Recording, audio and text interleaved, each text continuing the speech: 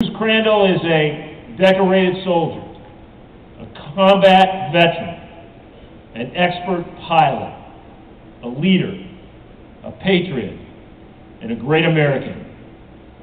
He also hails from the finest division in the United States Army, first team, sir. It's wonderful to see Bruce's family, as well as many of his former colleagues and dear friends in the audience. Special welcome to his sons Michael and Donovan and Steve and grandson Bruce Crandall II. Welcome also to Major General retired Virgil Packett II and his lovely wife Ulalani.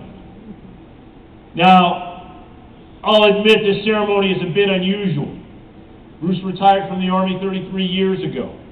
Today he's being promoted to the next higher rank of colonel. There's an old proverb, good things come to those who wait. Well, Bruce and Arlene certainly have had their share of experience in this department. For on February 26, 2007, 41 years after his heroics in Vietnam, Bruce received our nation's highest military award, the Medal of Honor.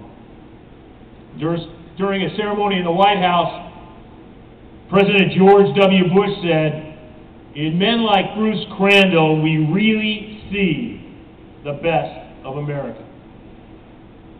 I can't think of a more appropriate sentiment to echo on this day and before this audience.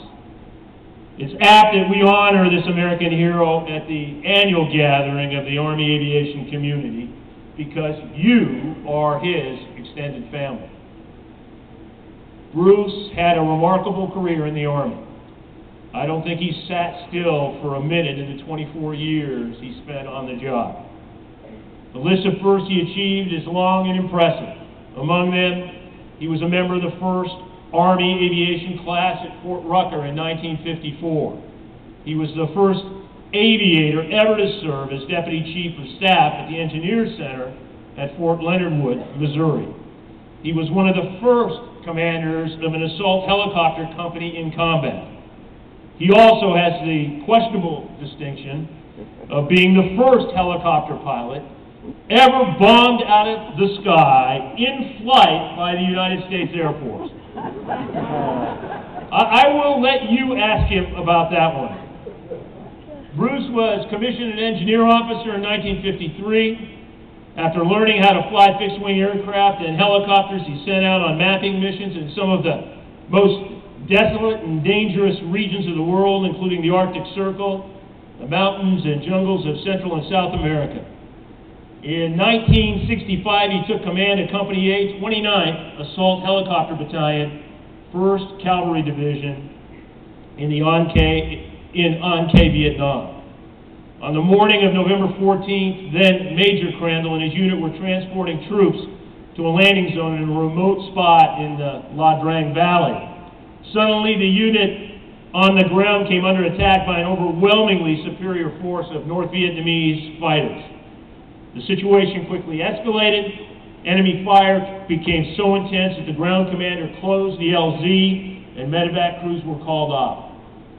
Crandall, monitoring the situation on his radio, recognized the men were in trouble. He refused to leave them stranded and without water and ammunition. He said, "I'm going back. Who's coming with me?" His good friend and fellow Medal of Honor recipient, Captain Ed Too Tall Freeman, insisted on joining him.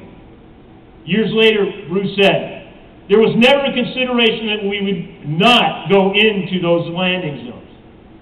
They were my people down there, and they trusted in me to come and get them."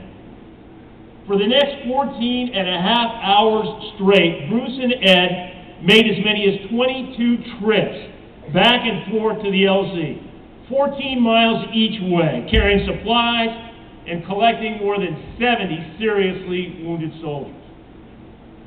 It was an extraordinarily dangerous mission.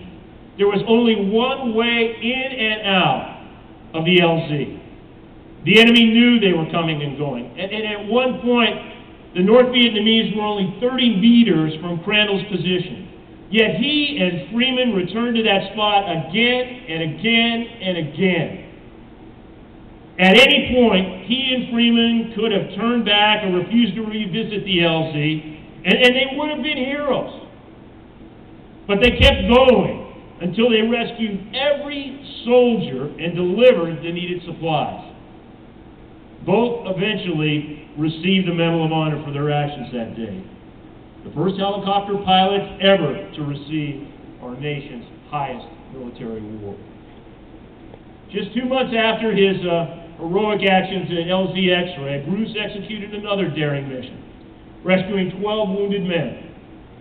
He was packing his helicopter for the night when he received a call from his good friend, Rifle Company Commander Tony Nadal, asking for help. Nadal readily acknowledged it would be an exceptionally difficult and dangerous mission, but, as you would expect, Crandall agreed to go. Under intense enemy fire, using only a spot flashlight and a radio, Nadal eased Crandall down through the dense jungle canopy to a small LZ. Remember, this was back when there were no night vision devices. It was a miracle, but Crandall made 2 successful trips through those trees to rescue the wounded soldiers.